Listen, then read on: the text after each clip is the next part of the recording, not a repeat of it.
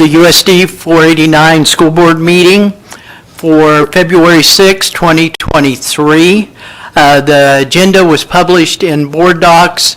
There has been a little bit of change since Friday in the agenda, so if you have not looked at it, please look at the agenda. I want to welcome the crowd tonight. We have at least twice as many as we usually do. That's kind of nice to have a lot of students here tonight, and also our other guests. At this point, Mr. President? Yes. I would like to make a motion to add board communications to our agenda. That's one of our goals, is to have effective and positive communication. So I'd like to add that. I move that we add a discussion about board communications. Okay, I've got you're making a motion. A motion to add board communications to the agenda. Do I have a second? Second. I have a motion and a second to add board communications. Any discussion? That's one of our goals, and I'd just sure like to have an opportunity to visit about it, how we could maybe improve or do some things different, and have some questions that I'd like to ask, to see if I can get some answers on that. Okay. Do you have any announcements for tonight, or is it process? Mostly process, not announcements. That's what I was wondering. With communications, I wasn't sure of with that. We have a pretty packed agenda, though. I mean, is it not something that can wait till the next?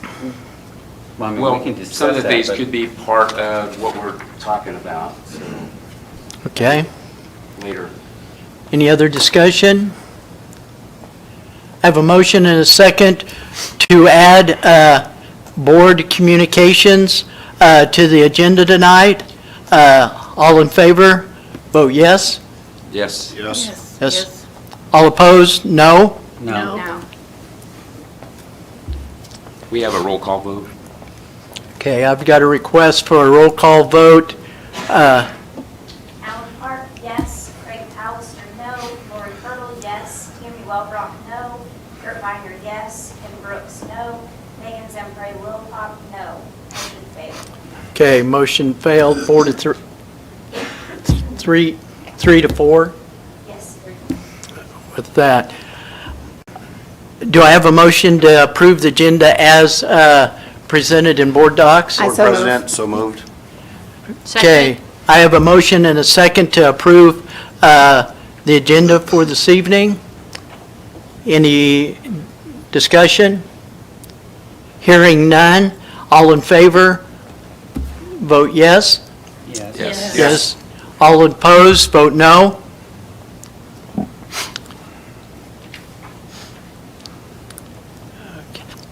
I'm just waiting for it to come up on the computers. Or is mine just No, slow? I hadn't come up. Okay. She had to change things.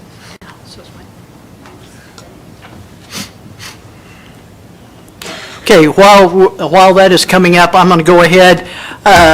The mission of the USD 49 is to provide a quality learning experience for every student in every classroom every day.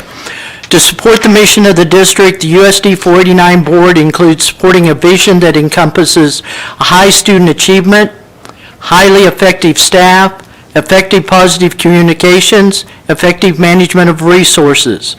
Also vital to keeping focus on the district's mission and vision are that the USD 49 board supports the district core values, being a champion for all kids, bringing your best every day, carrying the banner for your school and district, and selling and creating possibilities and opportunities for our students for their future. Okay. Are we, Vote yes. what? Does everyone vote It didn't yes? show Yes. up. It came up now. Has everyone voted yes? I haven't gotten I it. never I got haven't it. got it. It hasn't popped up. Okay. If everyone votes yes, is that? Yes. Yeah, Okay. please move on. 7-0 to approve. We'll go with the thumbs rather than the computer. Okay, 2.0 is a consent agenda. Do I have a motion to approve this consent Mr. agenda? Yes. I have 3 items I'd like to take out of the consent agenda, please. 2.2, board minutes. 2.3, about this review of the spam contract. And 2.7, personnel transactions. Okay, 2.2, 2.3, 2.7. Jess, we'll move those down out of the consent agenda. Do I have a motion to approve the consent Mr. agenda? President, can we Yeah, though move those to the address bottom. our other items in, it's going to 7 point, but can we address the ones that are 7.1 through 7.4 prior to the, can they take precedent? Yeah. Sure. we can. Do Move that. those 3 items after 7.4. What was the third one? I have. 2.2, 2.3, and 2.7. 2.7. Personnel transaction. Okay. Do I have, I would move to accept it with those changes. okay, I have a Second. motion to accept the consent agenda with the changes of 2.2, 2.3, and 2.7 that will be after 7.4. Second. Okay, any further discussion? If not, all in favor of the consent agenda with those changes, say yes. Yes. Yes. All opposed, say no. No.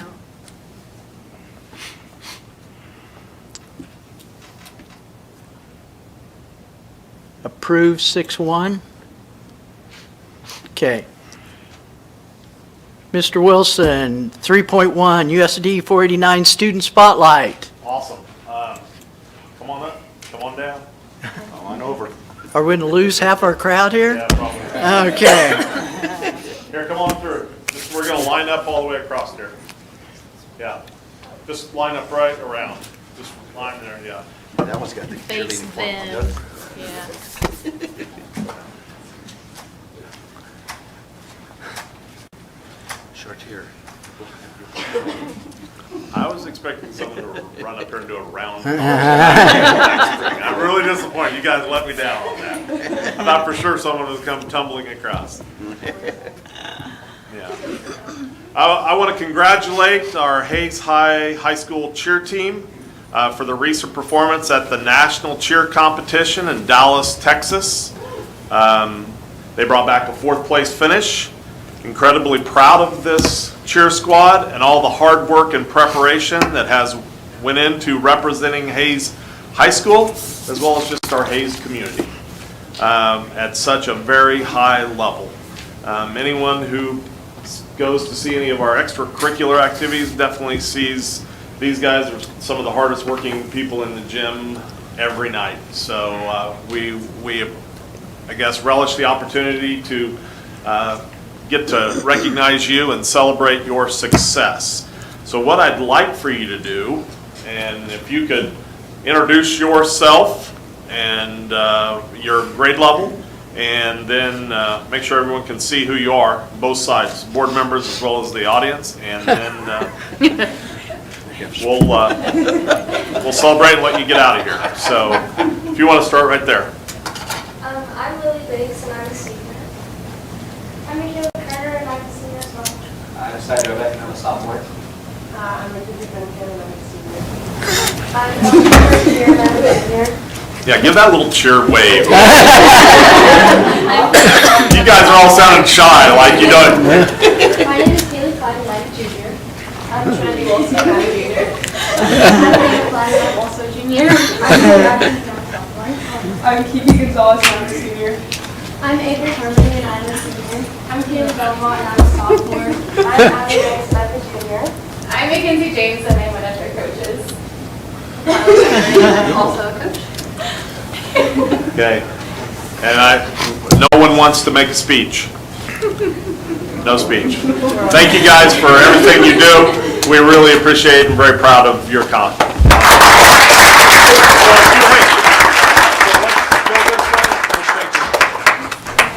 or high five, or fist bump, or whatever you want to do. While they're doing that, Ron, has this ever happened? Have we ever? Oh, this is Congratulations. Mackenzie. Good job. I'm going to make you talk a little bit. Good job.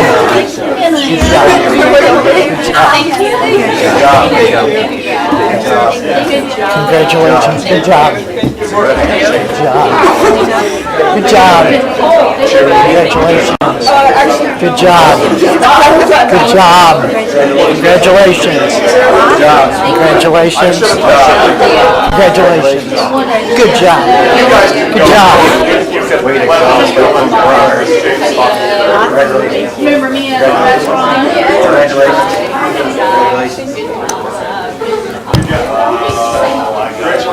job. Good job. Good job. You're lucky you got in this building because you were locked out. Oh, really? Yeah, you wouldn't have got it. Good job. Good job. Good job. Hey, if I do a flip, can I get out of speaking? Yeah.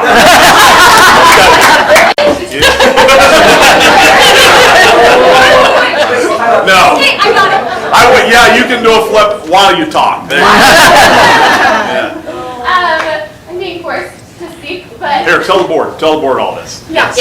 This was our first time competing at nationals. We had to qualify while we were at camp this summer, so it wasn't just like any team gets to randomly up and go. We had to qualify by staff at our NCAA camp.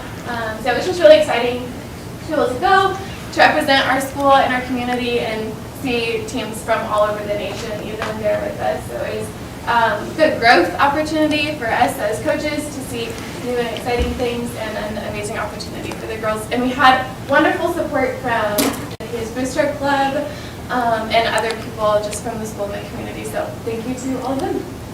Thanks, Mackenzie. Way to go. Thank you.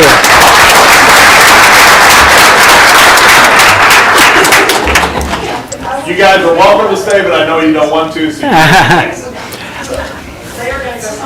Yeah. Okay. Yeah. There you go, that's where I would Yeah, go. have a great time. Thanks, guys. Yeah. Okay, before I move to public comment, this was special for me because I recognized several of the faces because the juniors and seniors were 6th and 7th graders at the middle school the last time I saw a lot of them before I retired. So it's amazing how they've changed and grown up, and I've just gotten older. So we'll see how that goes. 4.1, public comment. Before I ask about public comment, the board requests that all members of the public respect the rules outlined below so that everyone that wants an opportunity to provide input to the board will be given the chance. Speakers are asked to start with stating their name and address where they reside. Speakers are limited to 3 minutes to make their presentations. Speakers are asked to make only points that have not been made previously. Except to ask clarifying questions, board members shall not interact with speakers at the open forum. The board asks that all members of the public respect these rules so that everyone that wants an opportunity to provide input to the board that has not already been given will have the opportunity. And at this time, anybody in the audience like to address the board? Seeing, go ahead. Thank you. Hi, I'm Cheryl Duffy. I live here in Hayes. I've lived here for about 40 years. And I'm wanting to address the board regarding the Native American mascot. I know that's not being decided tonight, but I know it's under discussion. So I'm going to see how much I can say in 3 minutes. Okay, welcome. Just to have it on the record, I did send this as a letter to the members of the board as well. I just want to point out that the American Psychological Association has, way back in 2005, called for schools to abandon such mascots. And here's a summary of their resolution. It says that they're calling for the immediate retirement of all American Indian mascots, symbols, and images. And it's based on a growing body of social science literature that shows the harmful effects of racial stereotyping and inaccurate racial portrayals, including the particularly harmful effects of American Indian sports mascots on the social identity development and self-esteem of American Indian young people. And just going back to what was said at the outset about valuing and championing all children, I think that we have to recognize those from a Native American background. And of course, we know that the Kansas board recommended that they be abandoned within the next 3 to 5 years. I can tell you that Colorado, the entire state of Colorado, has banned Indian mascots. So even though for now in Kansas it's a recommendation, I think that the writing is on the wall, and it's probably, it's a direction that we're moving in terms of being more racially sensitive. So why has it not been changed? I've heard some people say, well, the majority of people don't want it to change, and I would just argue that it doesn't have to have a majority for it to be the right thing to do.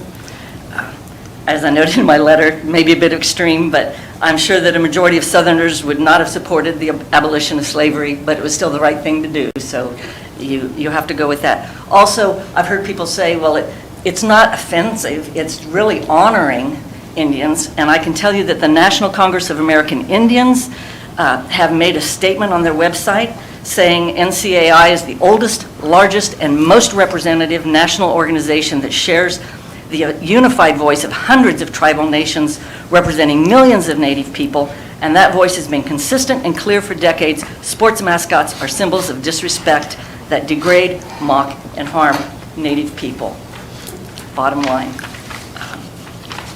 I've heard people say, well, it's tradition. Well, I don't think you can stand on tradition. Their traditions are falling right and left. Wichita North High School used to be the Redskins, and they changed it to the Red Hawks. The Cleveland Indians are now the Cleveland Guardians. I can say at that Wichita High School, the principal spoke and said, the traditions are still there. The friendships, the memories are all still there. We're not getting rid of that just by changing the name of the mascot. Okay, I am going to interrupt you. Excuse me. Thank you. Thank you. Thank you very much. Any others who would like to address the board at this time? I don't want to miss anybody. Go ahead. Oh, go ahead. Hi, my name is Anna Towns. Cheryl is my mother, just for that, and I do live here in Hayes. I am also speaking on the point of changing the mascot. I did attend the initial meeting that you all hosted with the consultant. I know that there's a committee working on this, and I just wanted to speak to a couple of things that maybe she did not talk about. I think that this is an important way to engage our current students. I think that a lot of the younger generation are in favor of changing this. I am a Hayes High graduate, but obviously not attending now. But I have friends, and they are, a lot of them, in favor of this and moving forward. I also think it would be a great way, since we are spending money to make all of these changes, building a new building for the high school, that we could engage these students to be proactive in their school. I think it would be awesome to host some kind of contest to pick a mascot and really engage those young people.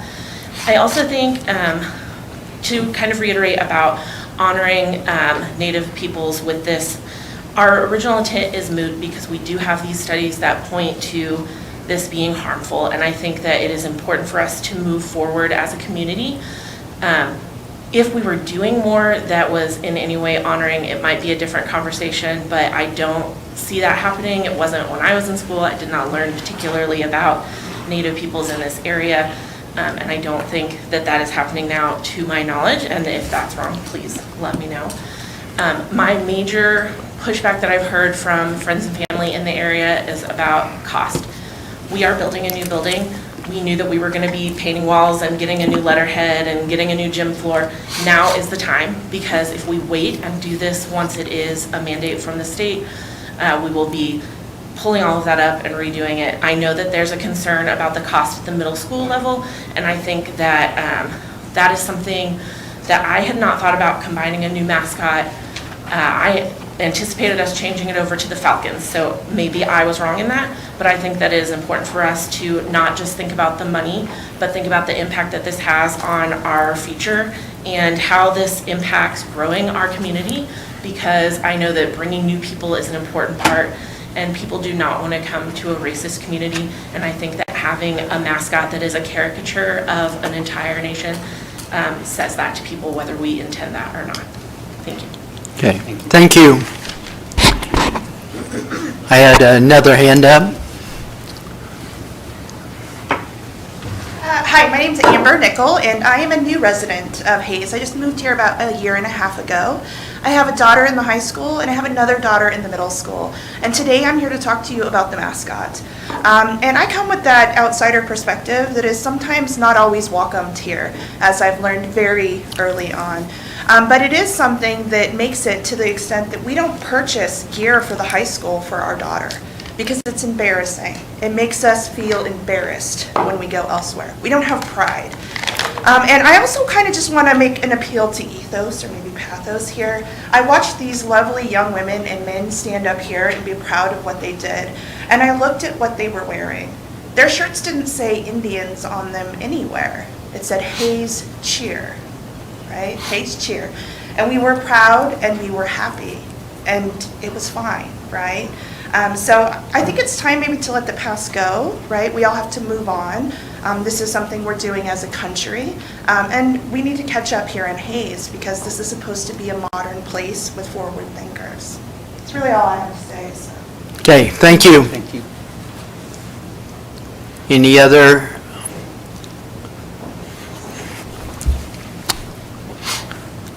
Hi, I'm Nikki Houchin. I am a new member to Hayes. I've lived here about the same as Amber, and it's about the mascot again.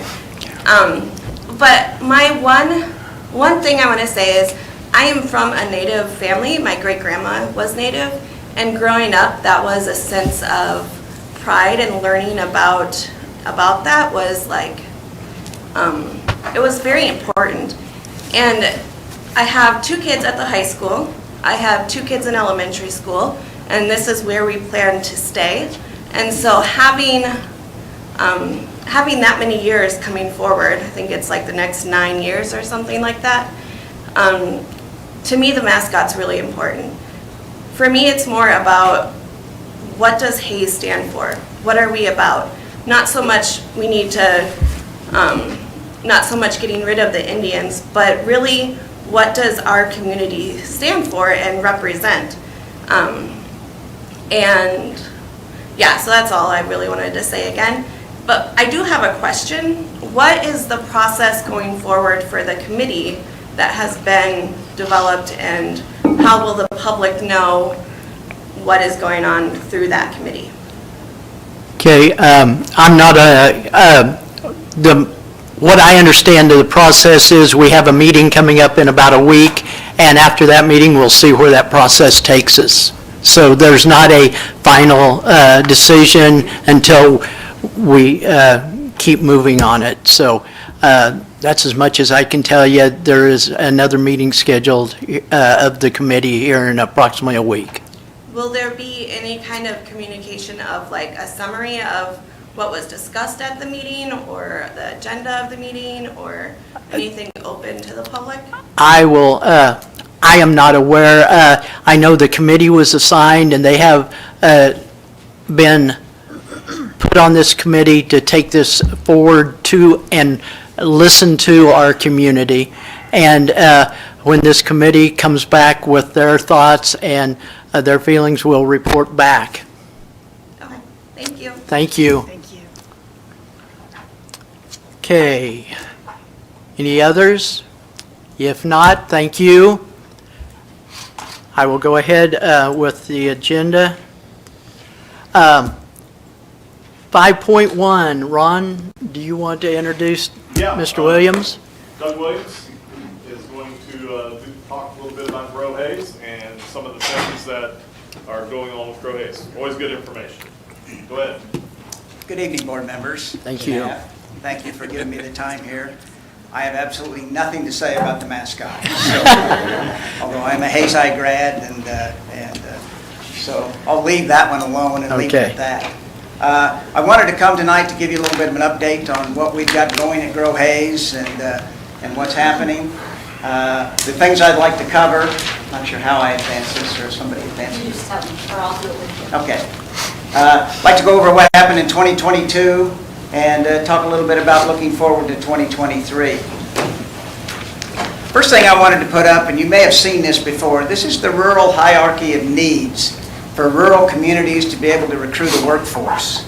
And it starts at the bottom and it works its way up. The bottom being the most important, and then each level is somewhat less important. But I've consistently said in our community over the last few decades, we've had it upside down. We do a great job in the medical community. We have great infrastructure. We have a good quality of life, at least we think we do. But we have dropped the ball, obviously, on the education piece in terms of facilities and on the housing piece. Well, obviously this year, thanks in part to you all and staff and a whole lot of other people, a big part of that was dealt with. And so as we look forward, that's something we can be proud of and be very optimistic about.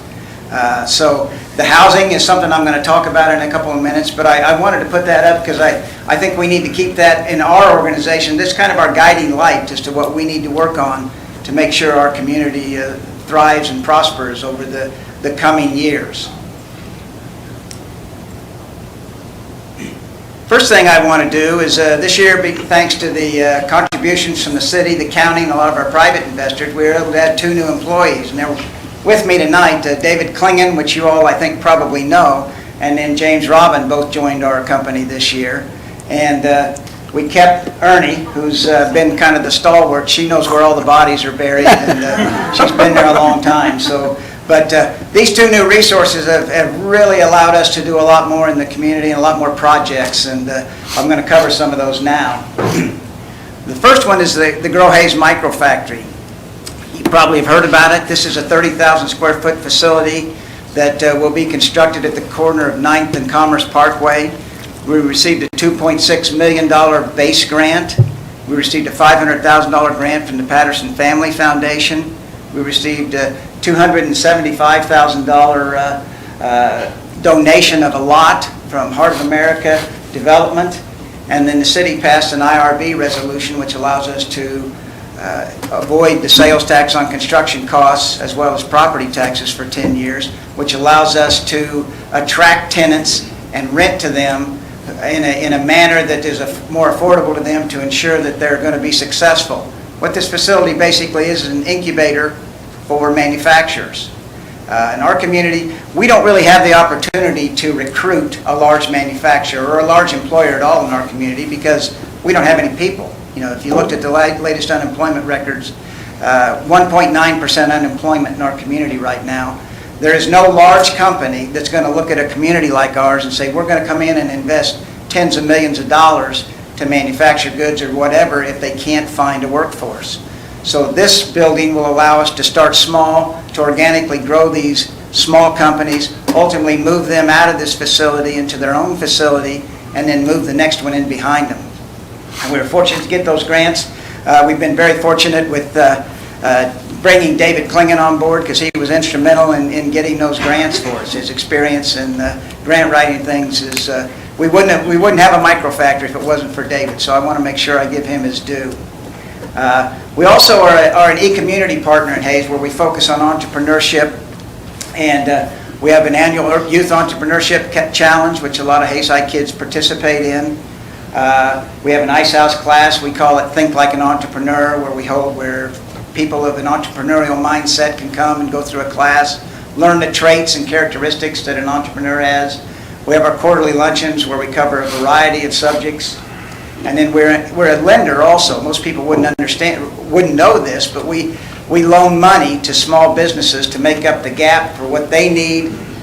The bank will loan so much, but they always need a little bit extra, the gap we call it, and we make gap loans. And last year we made 6 loans totaling just under $200,000, and we currently service 23 loans totaling just under $500,000. The loans we made this year, because of a grant from the Patterson Foundation, $27,000 of that was in the form of a grant to these borrowers. So they came in, they signed a note for $36,000, and we handed them a check for $45,000. So just another shot in the arm to try and get them going. We have our Imagine Ellis County group. That's a group that's dedicated to trying to attract people to our community. I'm glad to see a couple of new people in the community here that have moved here. We want to get a lot more. We feel like we've got a great story to tell in Western Kansas, that we have a great quality of life and can get people out of the rat race and the traffic, the crime, the cost of living that exists in metropolitan areas. And with remote workers, we think we've got a great situation that we can attract people to our community. We did a county-wide survey. We produced some videos that show the quality of life we have here. They're testimonials, basically. We have an ongoing marketing campaign on the eastern slope of Colorado, where we're using geofencing and some things like that. We tell our story to people who are using a mobile device, and that means everybody. So we've got, and then we have a website and a Facebook presence as well. In terms of business activity, we had 17 new businesses or acquisitions that occurred in 2022. 5 more will open in the next few months. We have retail developers that are looking at our community. Some big box stores, they're hard to do right now. It's a challenge because the cost of new construction being what it is, it's hard for a big box retailer to look at our community and get the level of, pay the level of rent they feel like they can pay relative to the cost of constructing a new building. So, but still we're working on it. We're also working on a star bond with a developer, and star bond is gosh, what's the word I'm looking for? It's a method to create a tourist attraction, like the legends in Kansas City, like Boot Hill and Dodge City, some of those kind of things. It's designed to attract people from outside the state into the state, get them to come here and spend money, and we're working on a developer on that. Don't know exactly where that'll go, but we've got some things going. Then we talk about housing. You know, that was the one thing on the base of the hierarchy of needs. You're probably all familiar with the Heart of America Tallgrass Edition, east of NCK. We finished the infrastructure on that in the fall of 2021. Since that time, all 36 lots in Phase 1 have sold. 20 of them are now occupied. I think I say 19 on there now. One closed this last week. So 20 of the homes are occupied. 16 are under construction and will be finished this year. And they're just finishing up the streets and infrastructure on the next 18 lots. And so that's really an exciting addition. I don't know that we've built homes at that level in this community for a long, long time. Certainly not since the 80s, and I'm not even sure then that we have built homes that fast. And it was in part thanks to you all with your participation in the Rural Housing Incentive District that allows these people to buy these homes, not to have to pay special assessments, and make them much more affordable for people. Also, the builders who have built out there have done a great job of getting things constructed in what I would consider a pretty difficult time to build things. You know, it's a challenge with price increases and with the availability of subcontractors and workers, and it's been a struggle, but they've done a great job.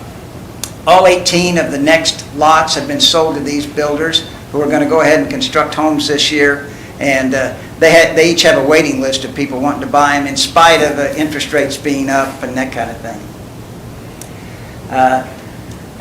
The breakout of who's bought homes out there I think is interesting. There are 13 first-time home buyers, 10 downsizers or upsizers, which meant those 10 listed homes in this community and they sold. So not only were there 36 homes in this first development, but also 10 others in the community came on the market to allow them to buy homes in this addition. 11 were new to Hayes, and 2 were sold to investors. That gives you a little bit of a pictorial of the Phase 1 is on the bottom there, and then the next 18 lots are up above, and then we're still working on the development of the Wheatland Drive, which is the street that runs into the technical college. This is an email I got back in 2020 from a guy from Topeka, and he was inquiring about homes here because he wanted to move back, and he had family back here and he wanted to move back to Hayes, but he couldn't find any housing in Hayes that would meet their needs. And I'm happy to say that last month he closed on a house in this addition and moved in, and so he was able to move back, and that's the kind of thing that this activity does. not just bringing $7 or $10 million back into our local economy through the construction of these homes, but also allowing people to come back here, relocate, and sometimes move up, sometimes move down. This is the statistics that the inspection department shared with me. We had 39 permits last year for single-family homes in Hayes. 27 of them were in this addition. 12 others were elsewhere in the city. We had 2 duplexes and one 12-plex, which is the Frontier Apartments, the old St. Joseph School building. That's a total of 55 units.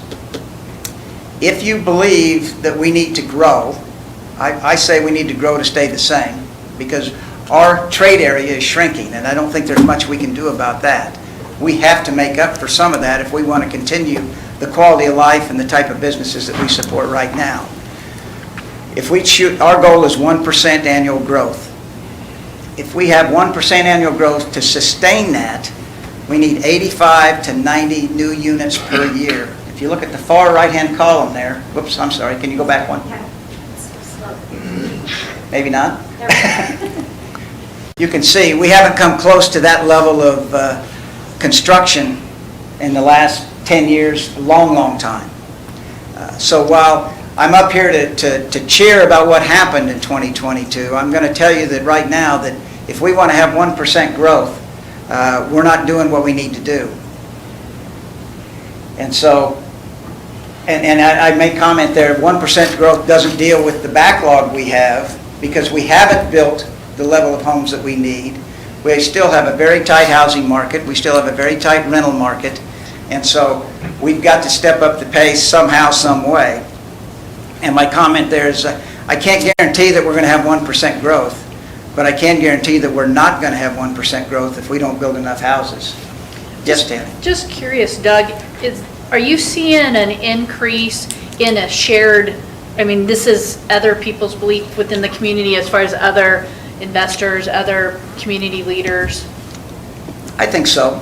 I'm glad to hear that. You know, the 1%, if that's what you're talking about. Just buying that we need, that this sentiment I think is shared so. with others. Not all, you know, some landlords like it just like it is. They can raise the rent, they never have any vacancies, and so, but these people can probably tell you, probably wasn't easy for them to find a place to live when they came here, and rents are very high. So I think by and large, the community understands that we need to make the investments and generate the amount of housing to sustain some level of growth more than what we've had over the past from 2010 to 2020.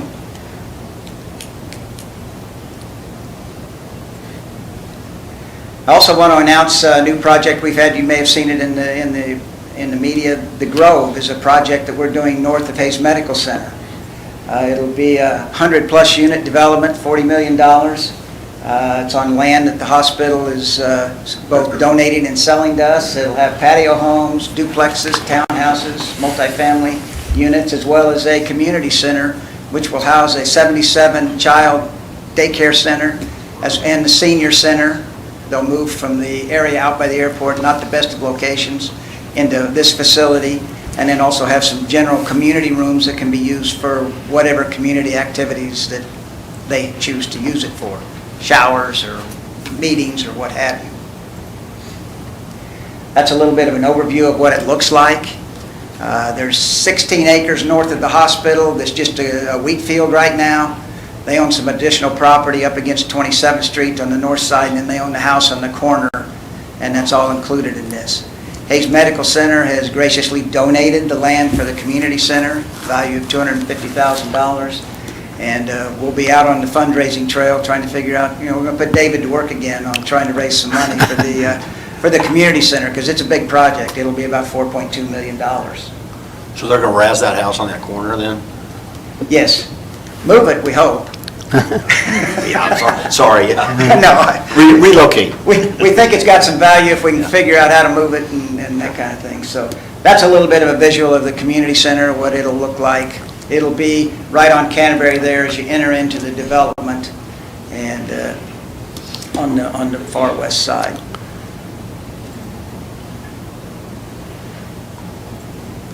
Any questions? Did you say the time frame on the growth? Yeah. We would like to start on the infrastructure sometime this coming fall. And then, actually get that done by not this coming spring, but the following spring. And then start construction on the community center and some houses and that kind of time frame. So that's the one thing you find out is that nothing happens very quickly when you're talking about putting in streets and sewer and water and all that kind of thing. Doug, I'd like to congratulate all your efforts. It's been amazing to see this grow, and it's really interesting, and it's definitely needed in Hayes. You'd mentioned, I was just curious about like the micro factory and also the Grove and the senior center. Are these all by developers, investors? They said it's donated. It's donated to who, and who is the city going to take it over? No. Do they maintain it, and how does that all work? The micro factory is a Grow Hayes project. We will own and operate that facility. It's being constructed with grants and donated dollars. But long-term, we will be basically a landlord, soliciting tenants to occupy it and then And Grow Hayes, is it a corporation or is it a? Grow Hayes is a 501c3 not-for-profit Okay. corporation, yes. Okay. Yes. The community center, at this point, our plan is that we would own it primarily because nobody else wants to own it. It's kind of amazing to me that you've got this $4 million building and nobody wants to own it.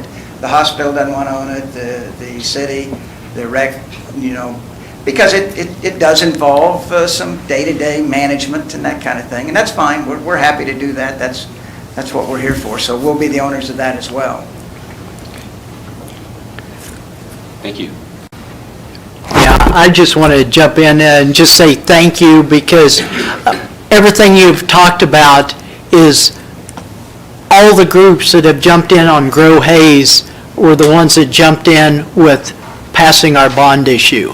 You talked about all the different groups from the medical center, the Fort Hayes, the city, the county, everybody bought into Grow Hayes. We got to build houses, we got to build schools, we got to do all of this, and we just needed the leadership, and you have provided that, so just thank you. Well, we're happy to do it, and we've got a great team, and I'd like to think we're just getting started. I would too. Thank you. Thank you. Thanks, Doug. Mr. Wilson, Superintendent's report? You bet. Just a quick update on the bond. Right now, we're just in the thick of lots of reviewing, from design drawings to traffic to mechanical hardware, audio-visual, athletics, you name it.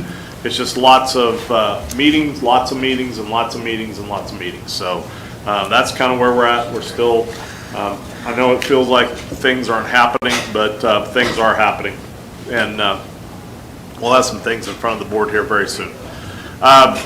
Big news, I think big news today is we started the field turf and the lighting project at the high school. We're scraping dirt and making things happen out there starting today. So it will be ongoing. We're hopeful to have it done early, mid-spring maybe. That's the target. Of course, it'll probably start snowing and won't stop once we start this project. But we're hopeful that we can get a good run on it and get ahead of some things, some weather issues. Our biggest probably drawback will be wind, that more than probably weather, because once you start getting into some of those things where they need to put turf, wind does not work well with laying turf. So that could be our nemesis, especially during the springtime. Also, a big part of this deal is that our track will be really not fully functional all spring. But our track team will still practice on the track once they get the majority of the big work done. And that there'll be sections of the track open up for about an hour and a half a night after school, just for the track team to do some practicing and give them a spot. But our dilemma is that the middle school It normally holds a track meet at the high school at the end of April. That's not going to be able to happen, so we are going to push that back to the middle school. If you remember, we did recondition that track, which is awesome, and we would not have been able to do that had we not done that. However, with that middle school track meet, it's fairly large. It's just going to be a little bit of a problem if we got just school going on. So we are going to cancel middle school on April 27th, just to allow that track meet. The track meet starts at 10 a.m. It takes a majority of our kids anyway.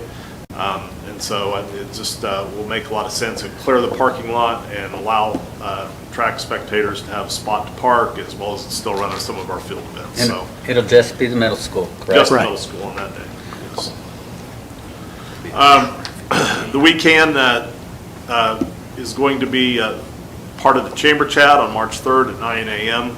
This is just an opportunity for the weekend center to get highlighted, and they'll talk a little bit about their transition coordinating council and just how they are helping families and some of their students find services and resources that they might need for their future. I think it's if you have not participated or been a part of that, I would encourage you to join that Chamber Chat on March 3rd at 9 a.m.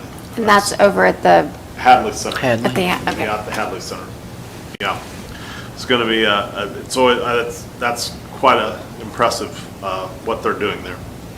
I'm just going to give a quick shout out. Congratulations to Kyle Carlin. He was the winning Helping Hands Award winner at the Chamber Awards banquet last week. So I know Are we many going to of- make him come in the middle Sure. and shake our hand, do a cartwheel?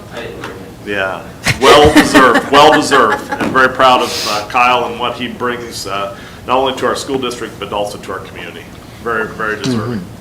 And just a quick shout out, I thought this was kind of fun. I received, our administrative staff received this email from Lindy McDaniel, and it's just expressing support and thankfulness to Peyton Harris. Peyton Harris is coming over to West Side on Tuesdays and Thursdays. He's a teacher for us at Camber, which is formerly KBC. He is, because of some changes in his schedule, it's freed up some time, and he is coming over and offering PE to our West Side students. I think this is a great thing. They've never actually had PE on a consistent basis. They have done some things with the classroom teacher offering it when they could work it in, but this is a great thing. So just want to recognize Peyton and what he's doing and really offering some great things for our West Side kids. So I think that's all I have for my report. Okay, any questions for Ron on this? Okay, if not, we'll move on to 7.1, action discussion items. Request for approval for Clear Touch interactive teaching panels for ECC. Yeah, this is just part of a request from ECC for these Clear Touch panels are interactive panels, kind of in a sense like a smart board. They look like a TV, but they function at a very high level. Donna has some funds through her programs that she's requesting the approval for these panels to be put in at ECC. Okay, do I have a motion to approve the bid from Kansas City Audio Visual for $48,180 for Clear Touch interactive teaching boards and installation at ECC through early childhood? So moved. Have a motion? Do I have a second? Yes, second. Okay, second. Any discussion? Was this a bidding process? KCAB Donna's is here. pre-bid under the State contract. The state contract. So yes, they go through a bidding process at the state level.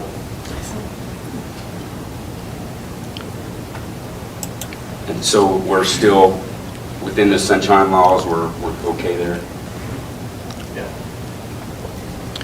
Do we know how many people bid? At the state level? Know how many bid on this one? Do we? Oh, that's what I'm saying, though. KCAB is under, so at the beginning of every year, the state goes through a bidding process, comes up with an acceptable bidder, as long as, yeah, they come up with approved bidders through the state bidding process, and so that if you go through there, it's already been bid, so I don't know how many at the state level bid it. They don't but do they per release job. it. They just Right, do- they don't do per job, they do it, because it's kind of like a bus, same kind of a thing. They put it out at the beginning of the year, they get it. So there's a- Because there's so many people that. So there's a price gaps and things, and then it fits in, Yeah. There's multiple vendors, so how do they select who gets the bid? I don't know that, but the state has their approval. So we send it to Greenbush, and then they send us back that this is the person, or do we just get the quote from any vendor? We get the that quote pick? because it's all been bid there, so they bid it, again, once a year. They put it out, just like the bus things we'll talk. They put it out and say, okay, for this type of smart panel, they go through the bid process, they have the winning bidder. As long as you're picking one of the things that's already been bid, then yes, it meets all the, I don't know who else bids on them, but it meets all of the bidding requirements. Anyone who wants to sell interactive panels. They locked in for a year then? What's that? They locked in for a year? Yeah, Yeah, yeah, that's the risk that they take. yeah. Okay, any other discussion on this? We've got a motion and a second. All in favor of this motion, vote yes. Yes. Yes. All opposed, vote no.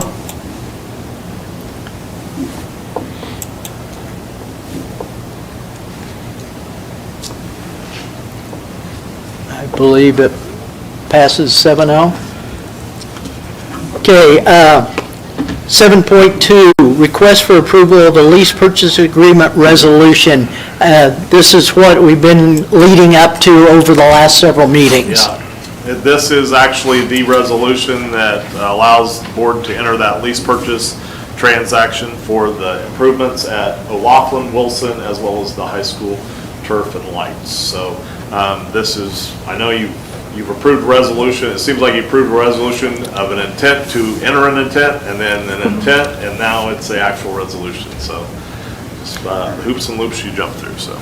I make the motion to approve this resolution as presented to enter a lease purchasing agreement transaction for HVAC improvements at O'Loughlin and Wilson Elementary Schools and field turf and lighting systems at the high school. I second. Got a motion and a second to approve this motion. Any further discussion?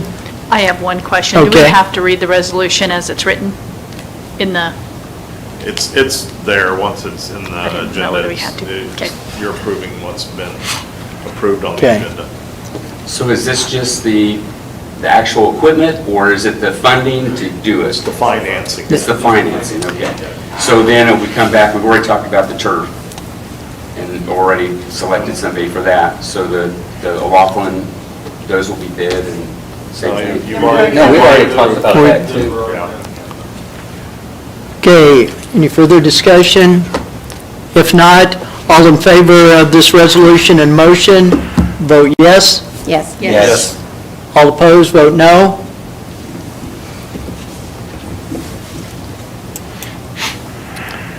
Okay, 7-0.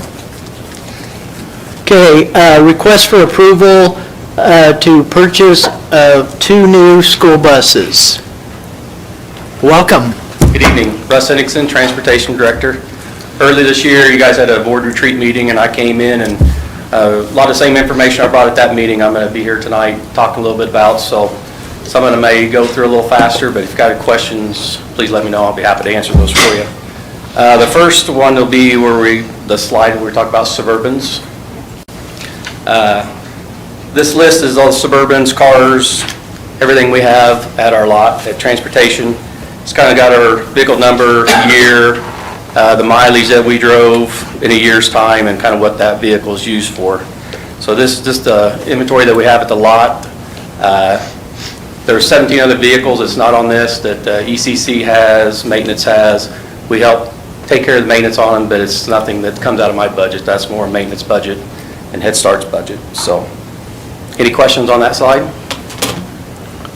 The next slide will be the buses. I guess, Similar to Russ, this last slide. just, this is an updated slide of what you've showed us in the Yeah, past too, right? These two slides are probably the same I showed you, because this is my beginning of the year, so. That's what I was thinking. Yeah. Okay, thank you. Gonna be the similar slide, Jess? Okay. The next one is the school buses. A reminder that on the left side, we have a retirement year. For school buses, they can be in service for 25 years, and then they have to be out of service. So that's why we have a retirement year over there. So just the Freightliner, Bluebird, International, body type, years manufactured, bus number, and then again, last year's mileage, this year's mileage, and how many miles that particular bus drove last school year. So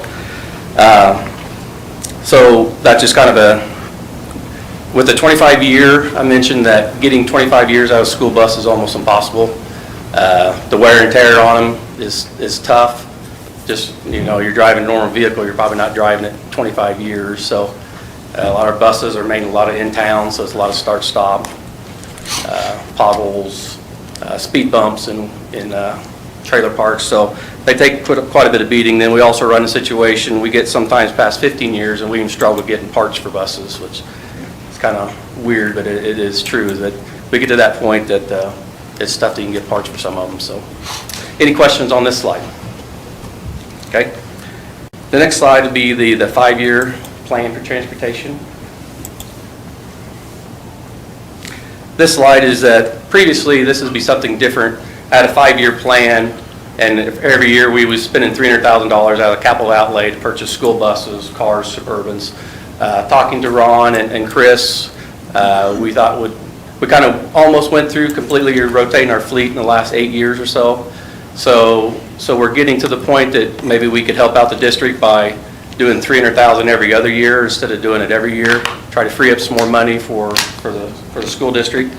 So what we're kind of looking at is, this year buying maybe a Suburban, and then down below on the busing, doing a route bus and a wheelchair bus, and then next year skipping that, and the following year kind of picking back up and trying to buy some more equipment again. So this slide's a little bit different than we talked about at the board retreat. So the one thing that has changed is that there's really not much for fleet vehicles out there. The state of Kansas has a fleet vehicle program. It's pretty well non-existent because they just can't get fleet vehicles from the manufacturers. They're building more of the retail side versus the fleet side. So that state bid has kind of went away for a little while. I think they're doing catch up from COVID all the years and stuff. So right now, if we want to get a car, Suburban or something, we're going to have to write a spec and try to buy locally from some of our vendors. So right now, I'm not looking tonight buying a car or Suburban or anything. I'm just looking at the bus side. So that's just kind of what we've been running up here the last month or so, trying to figure that part out. The next side is what we're looking for tonight. Looking at a diesel wheelchair bus and a diesel route bus. And I say diesel, we do have some gas buses too, but tonight I was looking at the diesel side. When you look at a Kansas truck, that's considered a Bluebird bus. Midwest Transit is an international brand, and a Midwest Bus is a Thomas. All this again is on the state bid. It's bid out there, so it's a 1-year bid starting in October. I'll start that a little bit down on the diesel route bus first, the lower one. Kansas truck is the lowest bid, $122,623, and that's what we're recommending buying on that one. Move back up to the diesel wheelchair bus. In the past, on the state bid, we've always went with the lowest bid to try to save the district money. But what we did in that time over these last 8 years of buying vehicles, now we bought Thomas, we bought Bluebird, and we bought International. So now we can compare a lot of those vehicles and how they, the repairs we have on them, the quality that's in those buses. And over the years, we found out that Bluebird is the better quality of the bus. We get parts quicker if we have one a day versus 2 or 3 days to get parts. The better quality of the whole bus, we're happy with that. One thing, we like to keep our fleet more uniform if we can. Majority of our buses are Bluebird. So it's easier for the mechanic to work on a Bluebird. And a bus is a bus, but there's a lot of difference between the 3 different vendors. And then we're stocking less parts if we can be more uniform, So that's a few things. Bluebirds in Wichita, some of the others Internationals in Missouri, so it does keep a little bit more of our money in state. And then all of our buses, we have computer software sets up, so if a bus will pull a code and we have to hook a computer up to pull that code, and there's software packages that we work with, International, Bluebird, and Thomas, and Bluebird is the easier one to work with. We've had more support with that, so. And then also the other thing on Bluebird, we're looking at about 6 months of ordering a bus to delivery. International and Thomas, they're about 15 months out. So that's huge in our way of, waiting for more than a year to try to get a bus versus maybe a half a year. So that's some of the reasons that we've looked at recommending buying Kansas truck, even though it's not the low bid on the wheelchair bus. So. How many wheelchair buses do we have? We have 3 wheelchair buses right now, and we have a spare.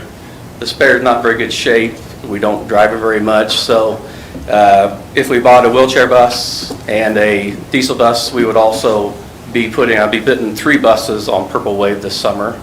We got one of the activity buses here a year or so ago, and I never got one on Purple Wave, so I'll be putting 3 buses on Purple Wave this summer. But yeah, we do have 3 special needs routes, and all those do have wheelchair capability to Does the them. activity bus have wheelchair accessible on that one? I'm sorry? Does the activity bus have wheelchair accessible? No, it does not. It does not? No.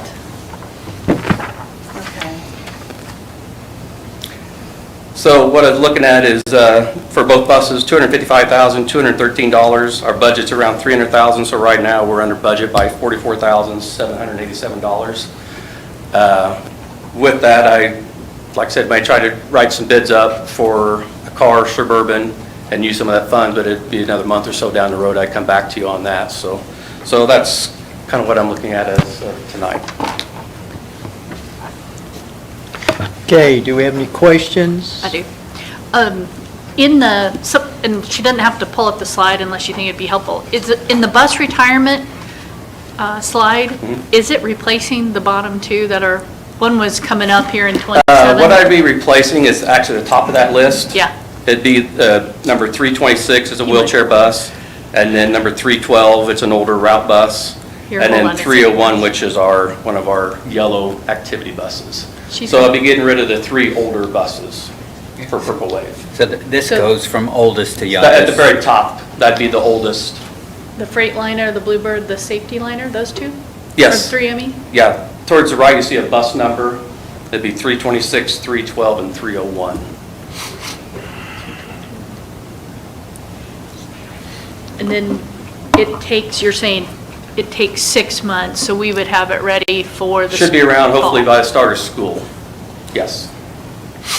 And then by doing this, I'd still have 3 wheelchair buses, and then one of our buses that I'd rotate be more of a spare, but we still use it quite a bit because there's times we need a special needs bus during route sometimes too. So we would still have a better wheelchair bus than what we do now for reliability.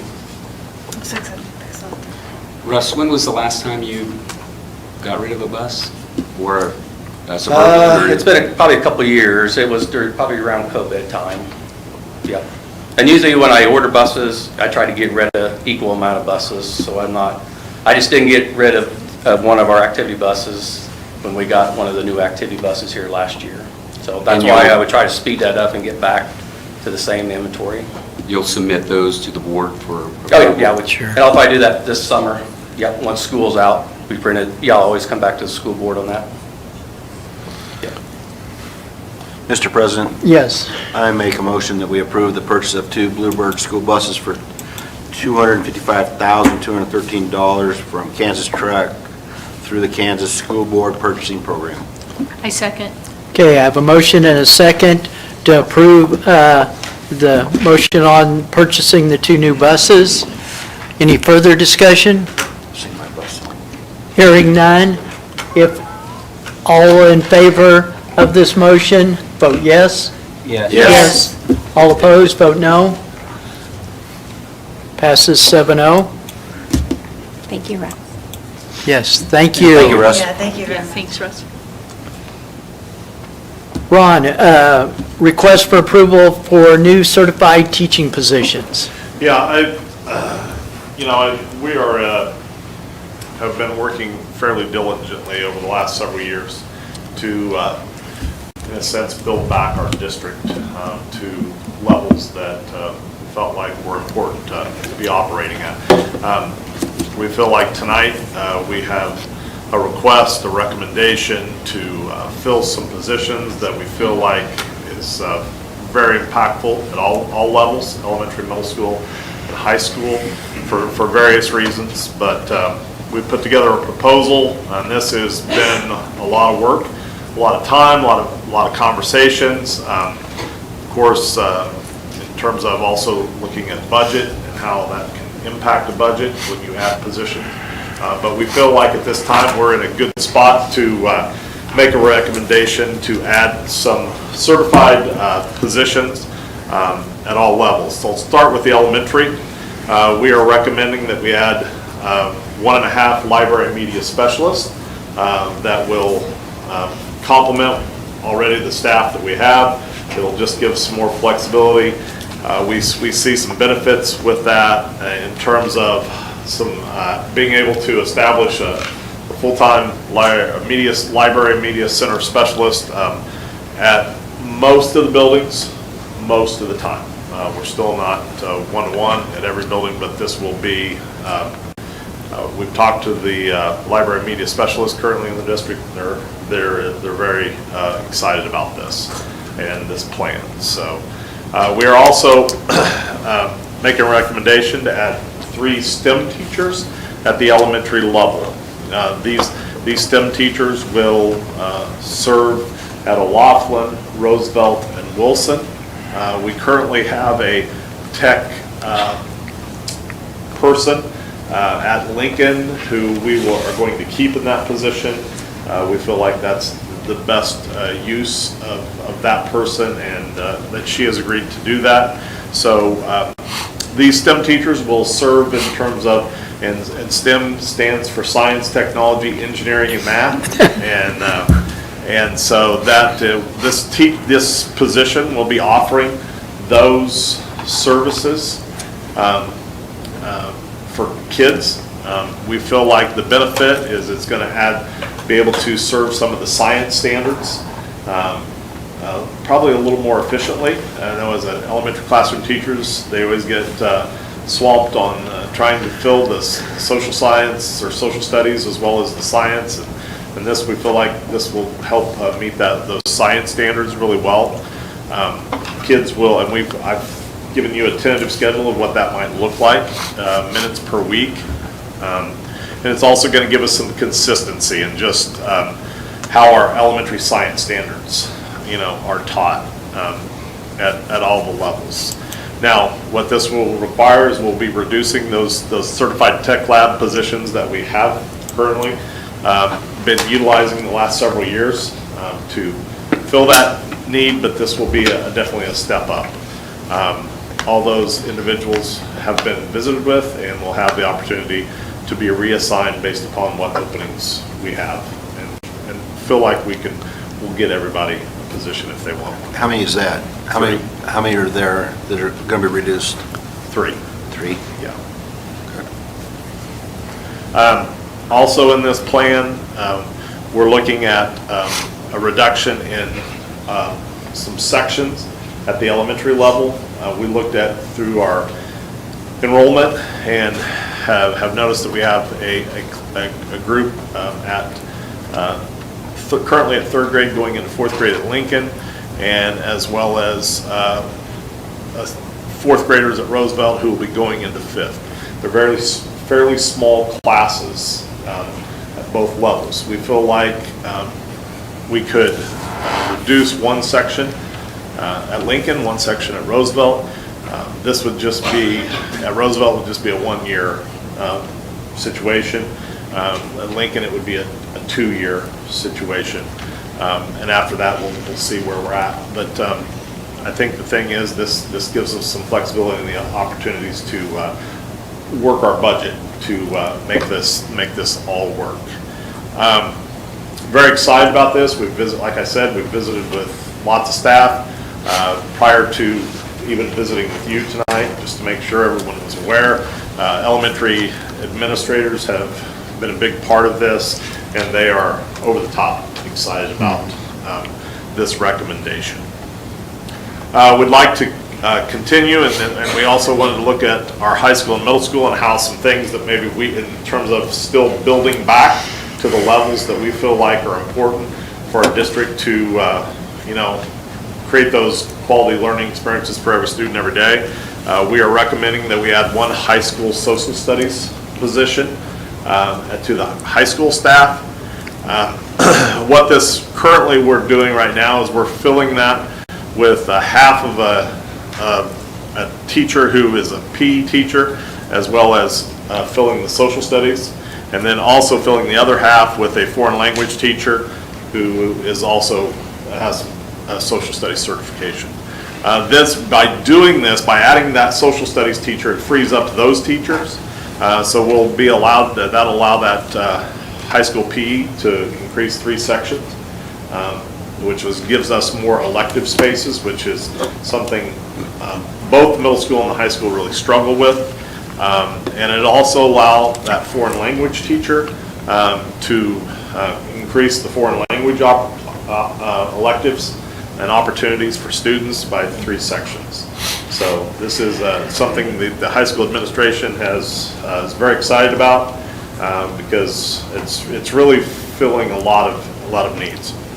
Also, at the same time, we're recommending that we add a high school, middle school fax teacher.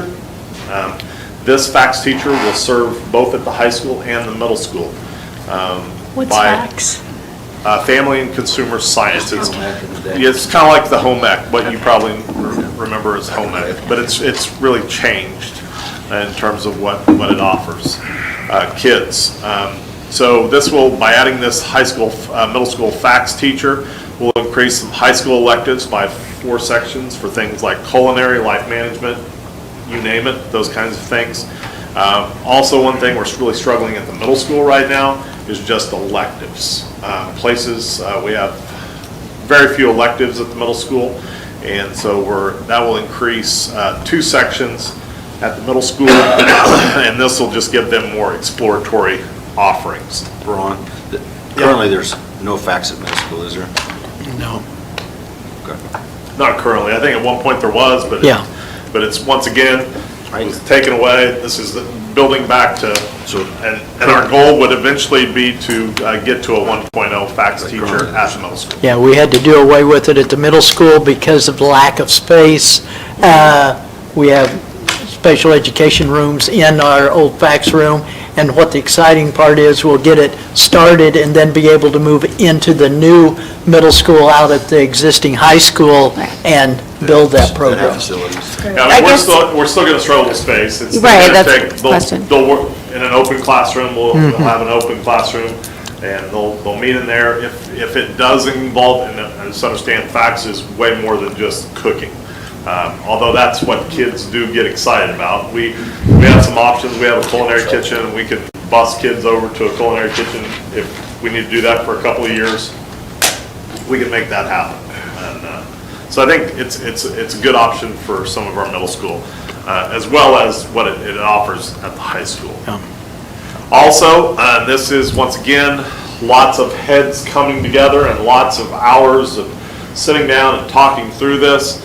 And trying to come up with a plan that we felt best would add some things to all of our students, as well as give some offerings to students. We are recommending that we add a .5 elementary music teacher, and this will just to fill a void. What we are considering with this is currently our middle school vocal teacher serves half-time elementary. By pulling her out of the elementary school vocal, which she is certified in high school speech and debate. And she has shown an interest in wanting to get back into it. She at one point was a high school debate teacher as well as a vocal teacher. It's kind of a unique combo.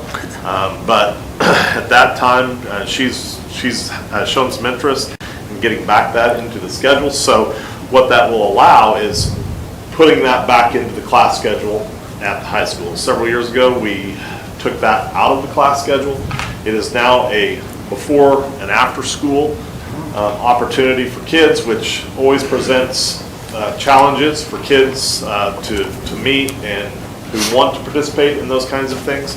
And so I think this is a great plan and will help students at Hayes High who have an interest in debate. Also, this is a plan that we feel very good about in terms of what we have developed as a very strong co-teaching model for all of our fine arts in terms of band, orchestra, and vocal, where the high school teacher will go down to the middle school and work together, and then move up and work at the high school together. And we feel like this is going to develop stronger programs, as both teachers will be working with middle school kids and then follow them up and working at the high school in later years. So this is the only place I really have a math question, because Okay. where you're asking for 1.5 librarians, I already know that we have 2.5. So that just makes 4. That's easy. That's 4 whole people. But what this math, you're adding half of an elementary school teacher for music because you're taking her out. So is that a whole person down there? Yeah, I or mean, is we it a part-time feel like we position? have, I know it's difficult to kind of compute in your head, but based upon some of the, being able to, right now, we have 2 teachers who serve at Lincoln Elementary as a half-time teacher.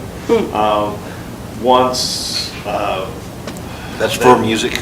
Yeah, for music. So you got 2 half-timers coming in Yeah, from so music, that elementary music teacher will stay at O'Laughlin, entirely at O'Laughlin. And what that will do is it'll free up, and we also are reducing a section at Lincoln, so there's a little less time.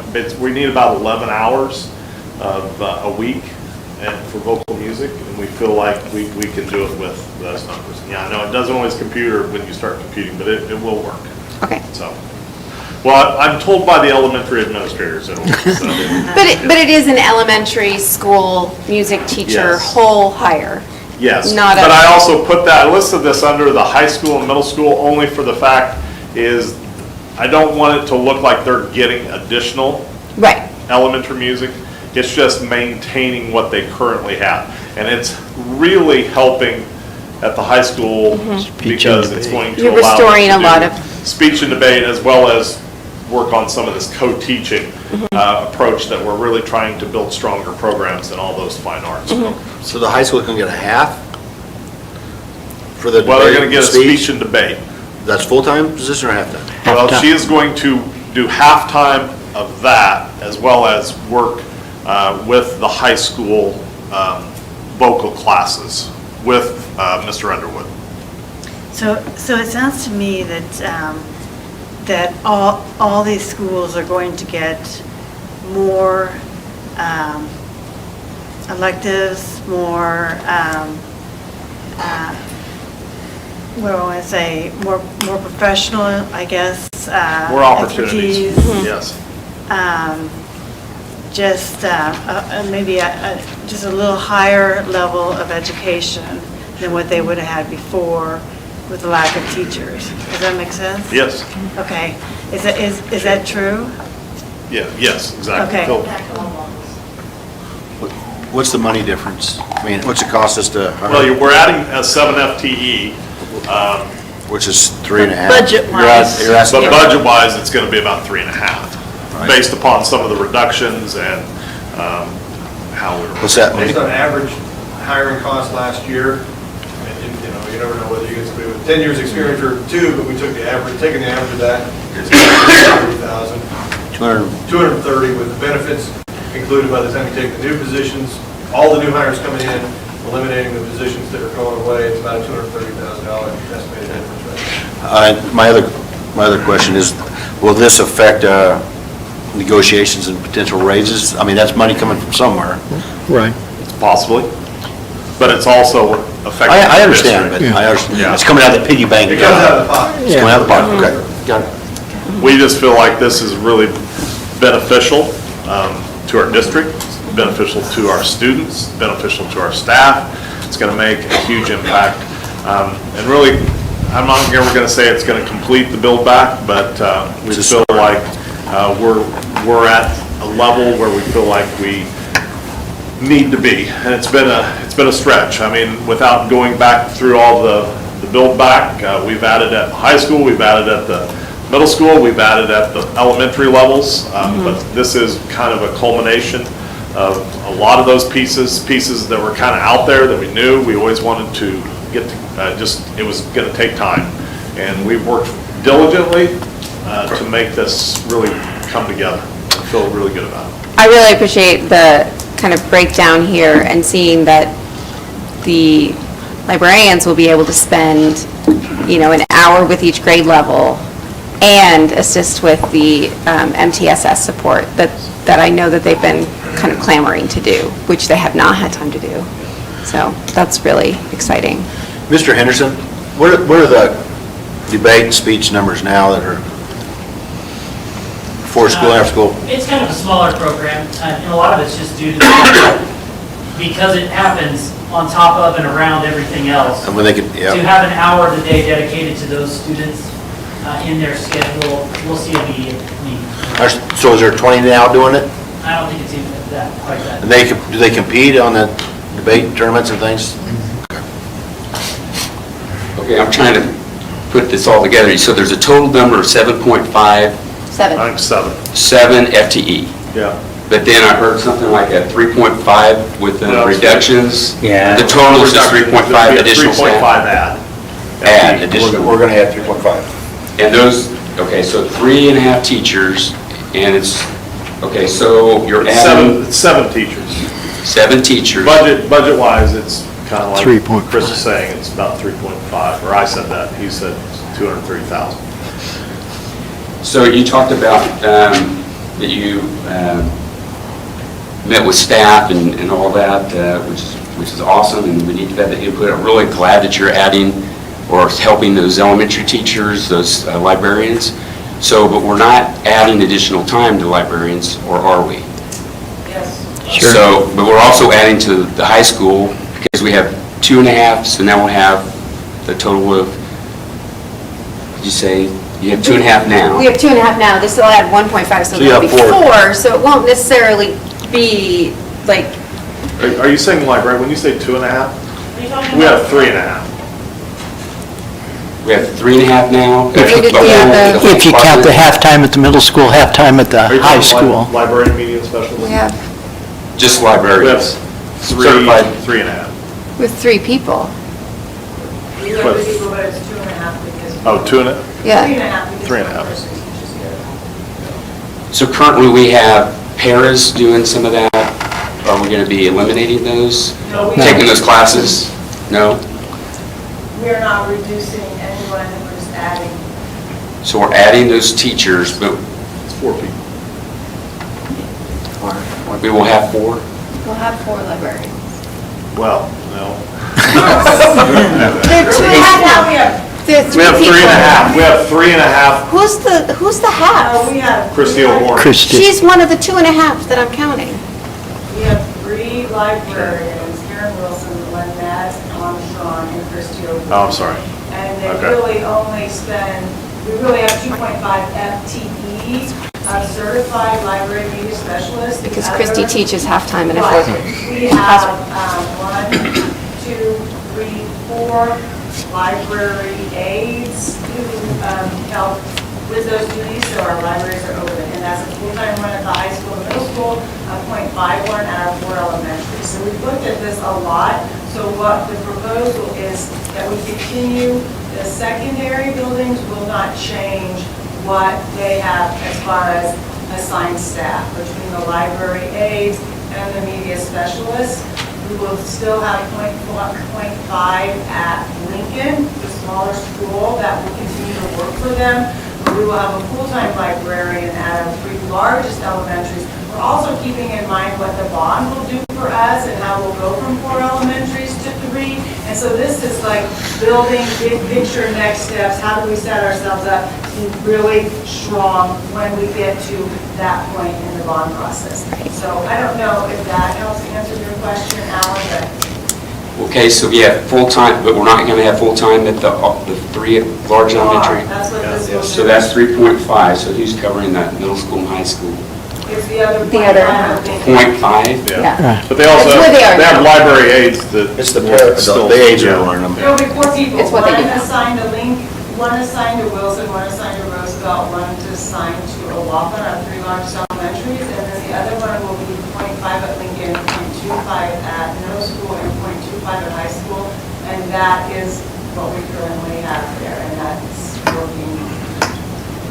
Yeah, we didn't, we really left this, we didn't get into the details in terms of who's going to be where and when. That's definitely what they can figure that out with the administrators and those library media specialists. That's what they do best. As a board, we're supposed to be looking at the House Bill 2512 with the needs assessment. There are needs assessments help drive this? We look at that. Absolutely. I say that, I've said that repetitively when I hear comments that needs assessment, we need to be, this is a needs assessment right here.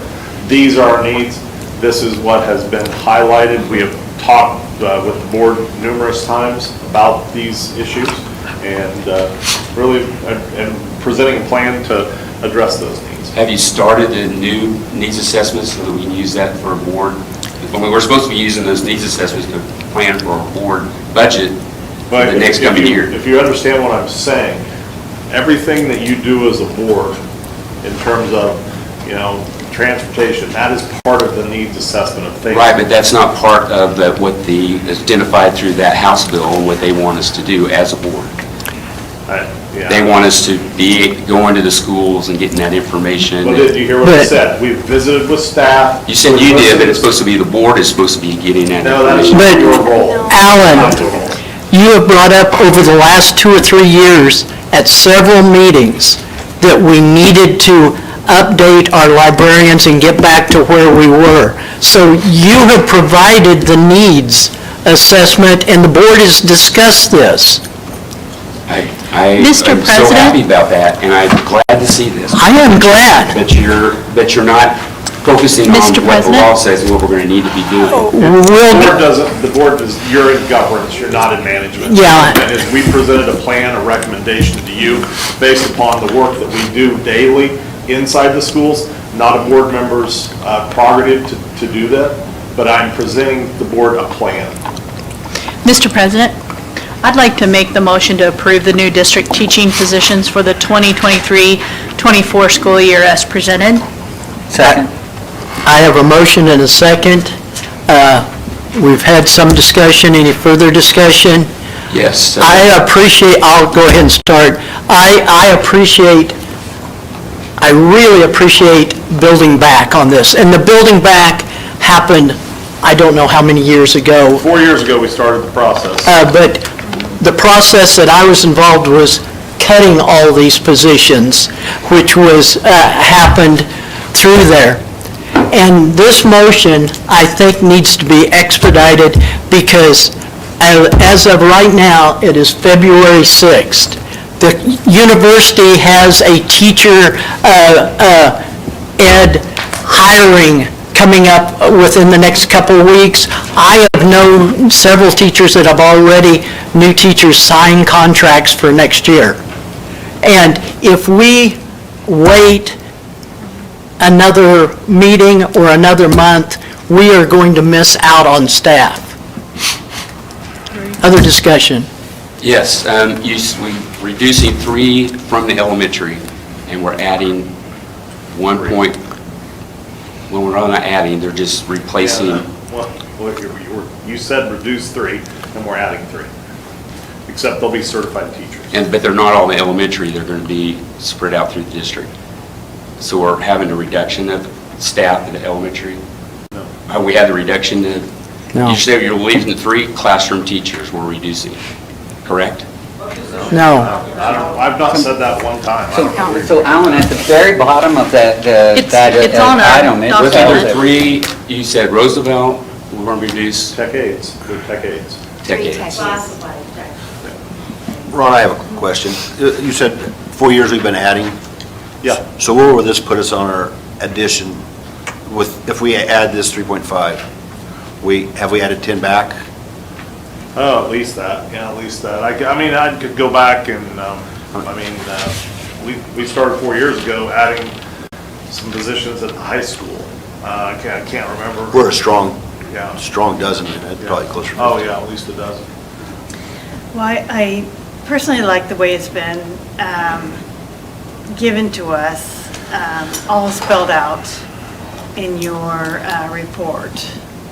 And if you read through that, it explains everything that you guys have explained to us. So I'm ready to Mr. Chairman? have a vote. Yes. I call for the vote. Thank you. At this point, we've had discussion. I've got a call for the vote. The motion to approve the new district teaching positions for 2023-24 as presented tonight at all three levels. All in favor, vote Who made the motion? I did. I here. made it. And a second. Okay, all right. And all in favor of this motion, vote yes. Yes. Yes. All opposed, vote no. Pass 7-0. Mr. President, was Yes. that building administrator's contract extension supposed to be moved down? or Yes, was it is okay. supposed to be moved down. Oh, I need to You guys all might need to refresh. since all the changes from consent are now. Oh, okay. Okay. Let me take a minute here to refresh the computer.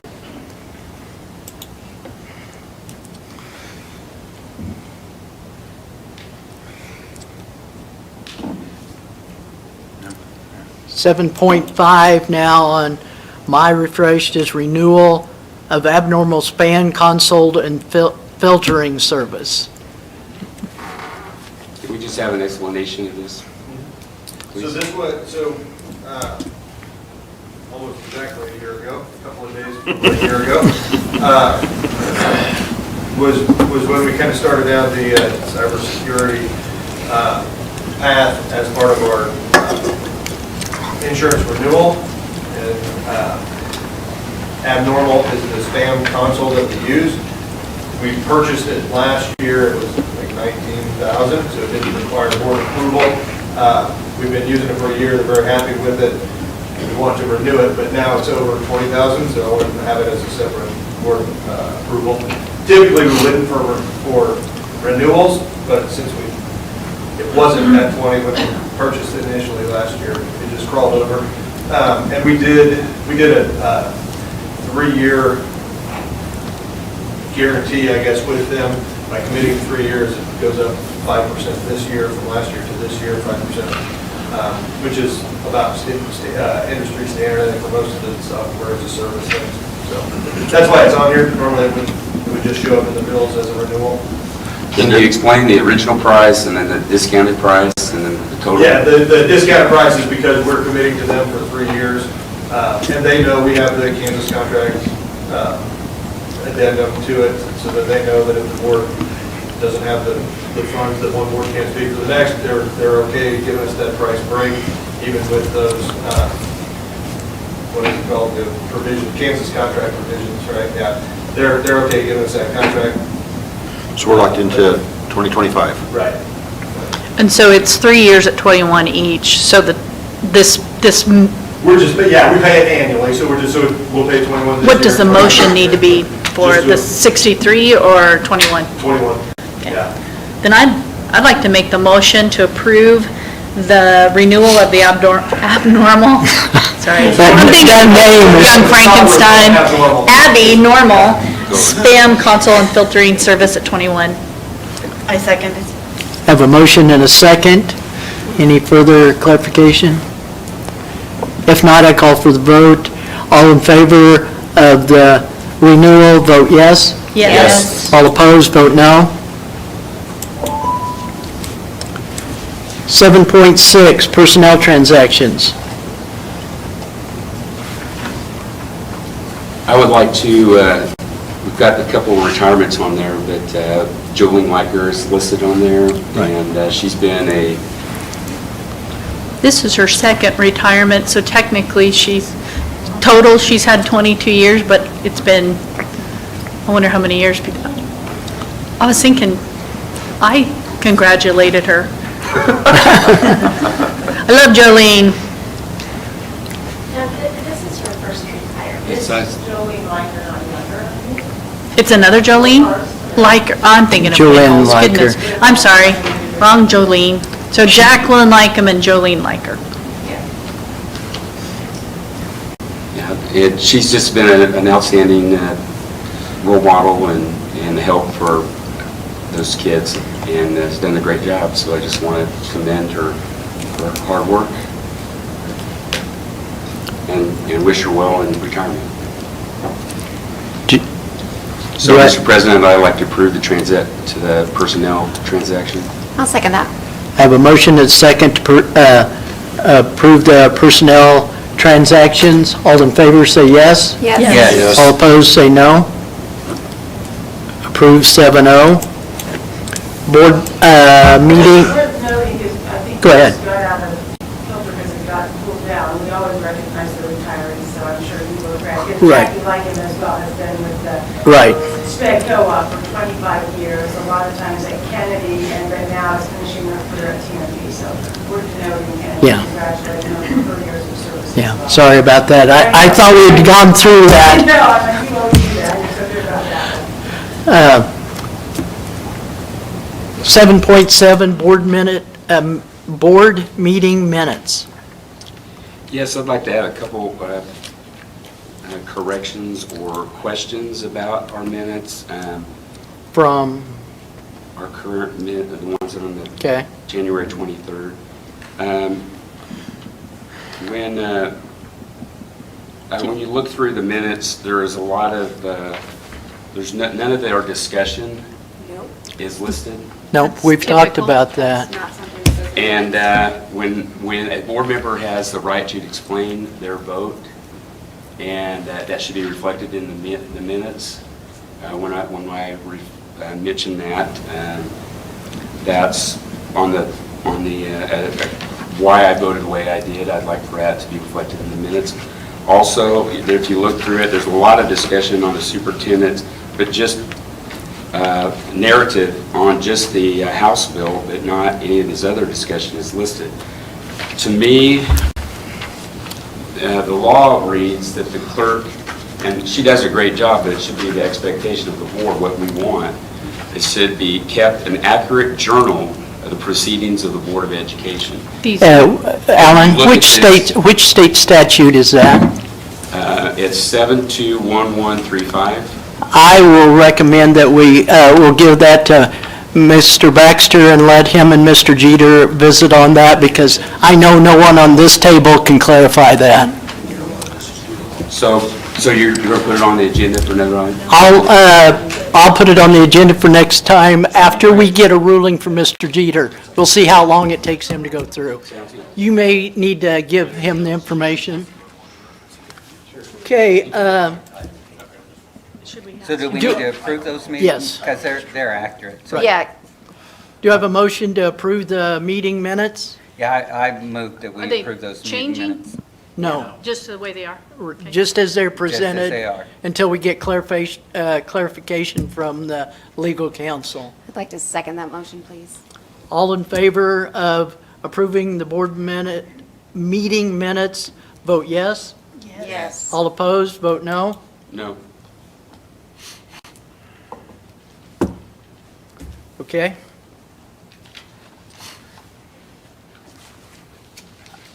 Eight point zero, we will be having executive sessions tonight. Our first executive session is for okay, go ahead. Number 5, Oh. on the justification. Okay. I'm sorry, that's what I was. Okay, I got the wrong hand signal there. We will be going into executive session. The motion to go into executive session for matters relating to actions adversely or favorably affecting a student in order to protect the privacy rights of a student who is identifiable. Ron, who? I will include the district administrative team as well as Legal. Michael. Legal and counsel. Baxter and Sean Henderson. How much time do you We'll need? go 15 minutes. Okay. Break. Okay, I have a request to take a break before the executive session. The executive session will start at 8:15 and go till 8:30 with a 5-minute. It says 8:09. Yeah. 8:09. Yeah, 8:15. 8:15. 8:15 till 8:30 for the executive session. I second. All in favor, vote yes. Yes. Yes. All opposed, vote no. We will be in executive session until 8:30.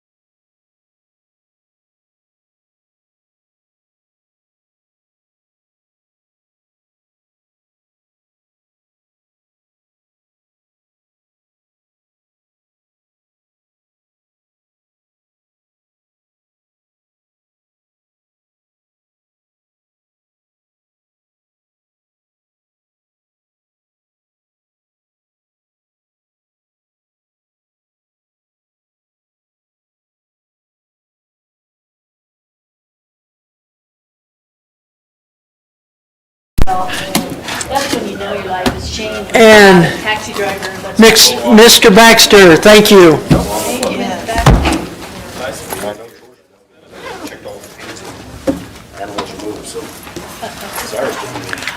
Board, I did put an envelope in front